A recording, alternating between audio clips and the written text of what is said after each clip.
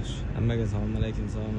29-iyun 2025-yil xudo xolasa. Sog'liq bo'lsa, asfalt bosuv jarayonlari azon soat 10 da boshlagan ekan. Xudo xolasa A nuqtadan boshlab 6-mahalla tarafdan o'sha miskinatani eshittimizning yanına keldi bular. Bugun xudo xolasa bitirib chiqamiz degan niyatda.